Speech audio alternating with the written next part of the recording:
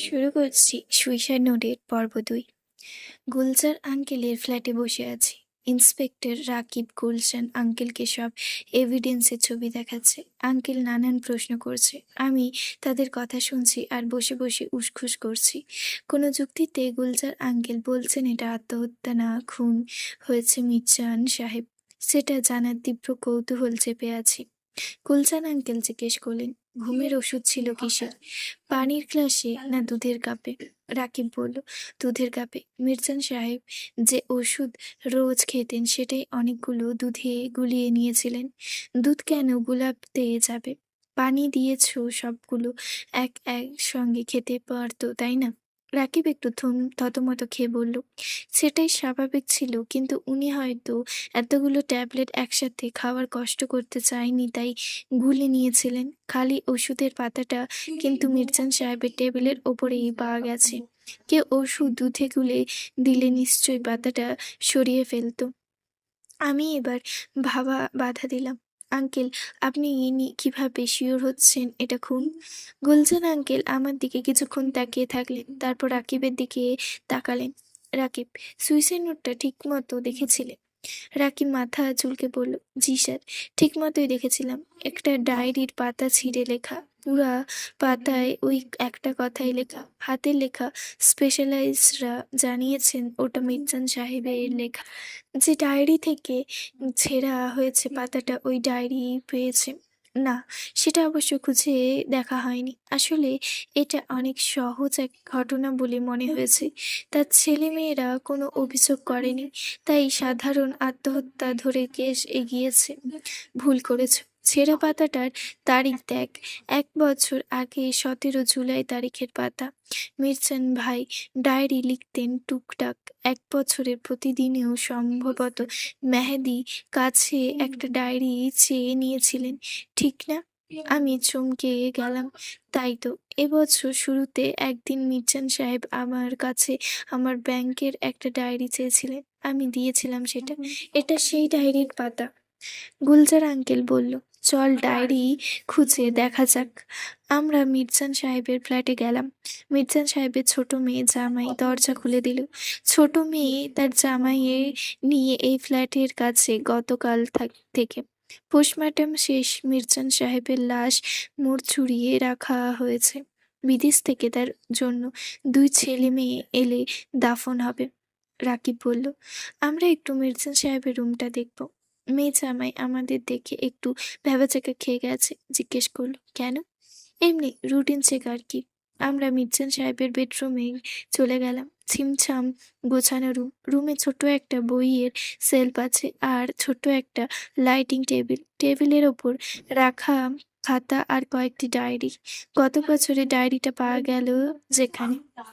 ডায়েরিটাতে অগোছালোভাবে লেখা, বেশিরভাগই ফাঁকা পাতা, মাঝে মাঝে কিছু পাতায় লেখা, কোথাও পুরা পাতা, কোথাও 2-1 লাইন। 17 জুলাই এর পৃষ্ঠাটা ছেঁড়া, এরপরে আবার অন্য পাতায় লেখা আছে, মানে খুবই পরিষ্কার। মির্জান সাহেব যদি সুইসাইড করতেন এই পাতা ছেঁড়ার প্রয়োজন পড়তো না তার, নতুন একটা পাতায় লিখে যেতে পারতেন। ডায়েরি পেয়ে রাকিব চিন্তিত হয়ে গেল। সে গুলজার আঙ্কেলের দিকে তাকালো। গুলজার আঙ্কেল বললেন, রাকিব, মির্জান ভাই এর ফ্ল্যাটে সিসি ক্যামেরা লাগিয়েছিলেন মনে হয়। তুমি কি গতকাল সকাল আর তার আগের রাতের ফুটেজ জোগাড় করেছো? কারা কারা এই সময় বাসায় যাওয়া আসা করেছে? না স্যার, গত 1 মাস ধরে ফ্ল্যাটের ক্যামেরা নষ্ট, কোনো ভিডিও নাই। আমাদের বাসার দারোয়ান কি বলেছেন, সকালে বা আগের রাতে অচেনা কেউ এসেছিল বিল্ডিংয়ে? না স্যার, ফজরের নামাজের পর থেকে 9টা পর্যন্ত এই বিল্ডিংয়ে 7 জন যাতায়াত করেছে, সবে বিল্ডিংয়ের লোক। ড্রাইভার সালাম একবার বের হয়েছে 7টার সময়, ঢুকেছে 8:30টার দিকে। কাজের বুয়া এসেছে 9টার দিকে। পরশু রাতে অচেনা কেউ আসেনি সন্ধ্যার পর থেকে। এই বাসার কাজের বুয়া সন্ধ্যা 7টার দিকে এসে রাত 8টার দিকে বের হয়ে গেছে। সন্ধ্যার পর ড্রাইভার সালাম বের হয়নি, এটা অবশ্য আমরা আগেই জানি। আজ সকালে রাকিব আসার আগে আমি আর গুলজান আঙ্কেল আমাদের বিল্ডিংয়ে 2 জন দারোয়ানের সাথে কথা বলেছি। পরশু রাতে আর গতকাল সকালে একজন দারোয়ানি ডিউটি ছিল দোলান। সে বলেছে আমাদের অন্য দারোয়ান পিন্টুর সাথেও কথা বলেছি, সেও একই রকম বলেছেন। কাজ না থাকলে সালাম মাঝে মাঝে দারোয়ানের সাথে আড্ডা দেয়। আমি দেখেছি দুই দারোয়ানের সাথে সালামের বেশ খাতির। এরা সুযোগ পেলেই ছাদে আড্ডা দেয়, তাস টাস খেলে কিনা কে জানে। গুলজার আঙ্কেল গম্ভীরভাবে রুমটার চারিদিকে ঘুরে ঘুরে বেড়ালেন। এরপর রাকিবের কাছ থেকে গতকালের রুমের ভিডিও দেখলেন।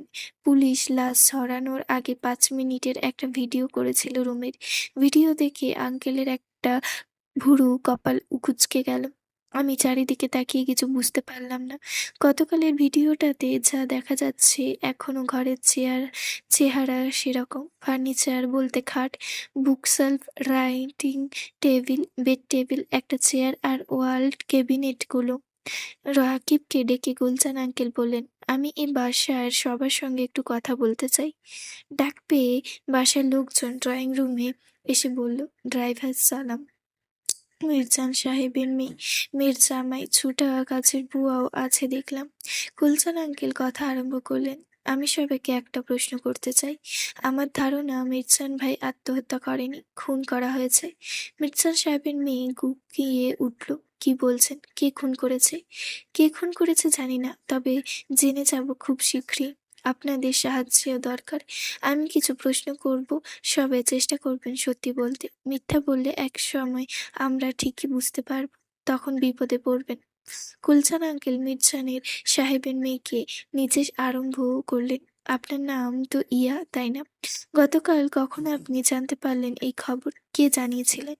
ইয়া চোখ মুছে বলল, জি, সালাম ফোন দিয়েছিলেন সকালে পৌঁছে 9টার দিকে। আপনার বাবার সম্পত্তি কি ভাগ করে দেওয়া হয়ে গেছে? হ্যাঁ, এই ফ্ল্যাট আর ব্যাংকে কিছু টাকা শুধু বাবার নামে আছে, আর বাকি সব ভাগ করে দেওয়া হয়েছে। ব্যাংকে কত টাকা জানেন? না, জানি না। এখন এই সম্পত্তি কি উনি কাউকে দান করেছেন নাকি আপনাদের মধ্যে ভাগ করেছেন? ভাগ হবে। বলছেন আঙ্কেল হঠাৎ ইয়ার দিকে ঝুঁকে এসে তাকে ফিসফিস করে জিজ্ঞেস করলো। আমি দেখলাম ইয়ার মুখ সাদা হয়ে গেল। সে তার শাড়ির আঁচল দিয়ে মুখ ঢাকলো। এবার উনি ইয়ার স্বামীর দিকে তাকালেন। আপনি তো ব্যবসা করেন? জি, আমার নাম রায়হান। আমার একটা কনস্ট্রাকশনের ব্যবসা আছে, বড় কিছু ডেভেলপমেন্ট কাজ করি। আচ্ছা রায়হান সাহেব, আপনি এই বাসায় এসে কখন থাকেন না, তাই না? কেন? রায়হান সাহেব হকচকিয়ে গেল, থতমত খেয়ে বললেন, এই বাসা তো আমার বাসা থেকে বেশি দূরে না, তাই থাকা হয়নি কখনোই। আপনি কিভাবে বুঝলেন? আপনাকে গতকাল পুলিশের ভিডিওতে যে ড্রেস পরা দেখেছি, এখনো সেই ড্রেস পরে আছেন, একই ফর্মাল শার্ট গায়ে। সম্ভবত গতকাল আপনি অফিস থেকে এই বাসায় এসেছেন, তার মানে এই বাসায় আপনার একটা ড্রেস রাখা নেই। আপনি এই বাসায় মাঝে মাঝে রাত কাটালে একটা ড্রেস তো থাকতোই, তাই না? রায়হান কিছু বলল না, তবে সে যে বেশ চমকে গেছে বোঝা যাচ্ছে। এরপর সালামের পালা। সালাম জানালো, ঘটনার দিন সকালে সে অন্য দিনের মতোই হাঁটতে বের হয়ে গিয়েছিল। আগে মির্জান সাহেবকে নিয়ে হাঁটতে যেত, মাসখানেক ধরে মির্জান সাহেব যাচ্ছে না, সে একাই যায়। ফিরে এসেছে 8:30টার দিকে, এসে দেখে এই অবস্থা। তার কাছে থাকা চাবি দিয়ে ফ্ল্যাটের মেইন দরজা বাইরে থেকে খুলে ভেতরে ঢুকেছে সে। কাল রাত 10টার দিকে তার স্যারের সাথে শেষ কথা হয়েছে। মির্জান সাহেব তখন ঘুমাতে যাচ্ছিলেন, এসি চালান বলে দরজায় ভিড়িয়ে ঘুমাতেন মির্জান সাহেব। রাতে সে অবস্থায় অস্বাভাবিক কোনো শব্দ শোনা যায়নি। গুলজার আঙ্কেল বললেন, সালাম, তোমার বাম পকেটে যে জায়গাটা উঁচু হয়ে আছে ওখানে কি একটা লাইটার রাখা? বের করতে পারো কি দেখি একটু? সালাম ভয়ঙ্কর চমকে গেল। সে ফাঁকা হাতে লাইটারটা বের করলো, একটা সোনালি রঙের লাইটার। গুলজার আঙ্কেল লাইটারের দিকে নিয়ে ইয়ারাকে দেখালেন, দেখো তো এটা চেনো কিনা। ইয়ারা মাথা নাড়ালো, চিনতে পারছে না। রায়হান একবার ঝুঁকে এসে বলল, এটা তো আমার শ্বশুর সাহেবের লাইটার। ঠিক, মির্জান ভাইয়ের লাইটার। ওপরের অংশটা সোনার। সালাম, কাল একটা কোথা থেকে নিয়েছো? সালাম হাউমাউ করে কেঁদে উঠল, স্যার বিশ্বাস করুন, এইটা আমি কাল টেবিলের উপর পাইছি। স্যার মারা যাওয়ার পর আমি লোভ সামলাতে না পাইরা পকেটে পুরেছি। আমি আর কিছু জানি না, খুন আমি করি নাই। রাকিব ধমক দিয়ে তাকে থামিয়ে দিল। লাইটারটা ইয়ার হাতে ফেরত দিয়ে গুলজান আঙ্কেল বললেন, কাজের বুয়া জ্বর হয়ে বসেছিলেন। গুলজান আঙ্কেল বললেন, তোমার নাম কি? স্যার, আমার নাম বেলি। বেলি, তুমি কখন কাজ করতে আসো এই বাসায়? স্যার, প্রতিদিন সকাল 9টায় এসে 11টায় চলে যাই, আবার সন্ধ্যায় আসি, রাত 8টা পর্যন্ত থাকি। পরশু রাতে কয়টা পর্যন্ত ছিলে? রাত 8টার দিকে গিয়েছি। হুম, কাল রাতে এসেছিলে? আইছিলাম, আবার একা কাছে তাই কাজ কইরে দিছি। তোমার নাকফুলটা বিক্রি করেছো কেন বেলি? কাজের বুয়া বেলি চমকে গেল। তার নাকের ছিদ্র একটা নতুন সাদা সুতো বাঁধা। বেলি কেঁদে ফেলল। স্যার, আমার শখে নাকফুল আমার মায় আমারে দিছিল, কিন্তু কি করব, জামাই ব্যবসা করবে তাই হেই নিয়ে বাইচ্চা দিয়েছি। গুলজান আঙ্কেলের প্রশ্ন শেষ হওয়ার পর আমরা ওই ফ্ল্যাট থেকে বের হলাম। বের হওয়ার সময় দেখলেন আঙ্কেল ভ্রু কুঁচকে দরজার বাইরে পাপোশের দিকে তাকাচ্ছে। আমার মনে হলো ঢোকার সময় ওখানে একটা সবুজ রঙের স্যান্ডেল দেখেছিলাম, এখন নেই। কিন্তু এটা নিয়ে ভ্রু কুঁচকানোর কি হলো বুঝলাম। আমরা গুলজান আঙ্কেলের ফ্ল্যাটে এসে বসলাম। রাকিব জিজ্ঞেস করলো, স্যার, এখনো তো মনে হচ্ছে খুনি হয়েছে মিনচান সাহেবের? সন্দেহ নাই, এদের কেউ জড়িত। রাকিব, আমার কিছু তথ্য লাগবে, তুমি একটু জোগাড় করে দেবে? আচ্ছা, মির্জান ভাইয়ের জন্য ছেলে মেয়েরা কবে আসবে? আগামীকাল আসার কথা স্যার। কি কি করতে হবে বলেন স্যার, আপনার সাথে কাজ করতে অনেক কিছু শেখা যাবে। তুমি তথ্যগুলো জোগাড় করে দাও। আশা করেছি মির্জান ভাইয়ের খুনিকে আগামীকালই ধরতে পারবো। ওনার বাকি ছেলেমেয়েরাও এসে যাবে এর মধ্যেই। সেই রাতে আমি মিলির সাথে আলোচনা করেছিলাম। মিলি বলল, আর সিওর খুনটা করেছে শালাম হারামজাদা। সোনার লাইটার সরিয়েছে, আরো কিছু সরাইতে চাইছিল, সরিয়ে ফেলেছে কিনা সেটাও কে জানে।